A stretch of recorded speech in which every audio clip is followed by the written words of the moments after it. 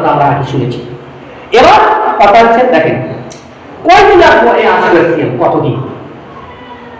রাসূলুল্লাহ সাল্লাল্লাহু আলাইহি ওয়াসাল্লাম একদিন রোজা রাখতেন সাহাবীদের বলতে, তখন সাহাবীরা তখন বললেন ইয়া রাসূলুল্লাহ সাল্লাল্লাহু আলাইহি ওয়াসাল্লাম যে এটা তো ইহুদের উপরে আমরা তাহলে আমাদের স্বাতন্ত্রতা বোধ কোথায়, একটা আলাদা বৈশিষ্ট্যের মর্যাদা এটা কোথায়?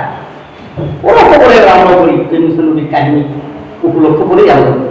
তখন আল্লাহ রাসূল সাল্লাল্লাহু আলাইহি ওয়াসাল্লাম বলে ফারিজা কানাল আমুল মুহদিলু সুন্নাহ ইয়াউমাত তাসিঈ ফালাম ইয়াতিল আমুল মুহদিলু হাত্তা তুওফিয়া রাসূলুল্লাহ সাল্লাল্লাহু আলাইহি ওয়াসাল্লাম। আগামী বছর যদি আসে, আমি যদি বেঁচে থাকি, আমি এর সঙ্গে আরেকটা রোজা যোগ করবো, দুটা রোজা করবো। কিন্তু এই হাদিসে প্রমাণ করতেছে আগামী বছর না আসতে রাসূল সাল্লাল্লাহু আলাইহি ওয়াসাল্লাম মৃত্যুবরণ করেছে।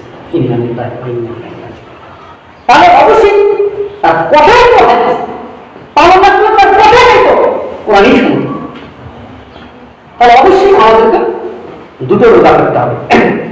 যেহেতু আগামী শুক্রবার, বৃহস্পতিবার, শুক্রবার দুটো, অথবা শুক্রবার শনিবার দুটা, কিন্তু এই জন্য আমি আলোচনাটা অন্য এখানে অনেকদিন আশা ছিল, অন্য বিষয়ে আমি সিলেক্ট করছিলাম। যেহেতু পরিস্থিতি পরিপ্রেক্ষিতে হবে এই বিষয়টা আজকে বলতে হলো আমার, যেহেতু শুক্রবারে সুযোগটা তো থাকছে না।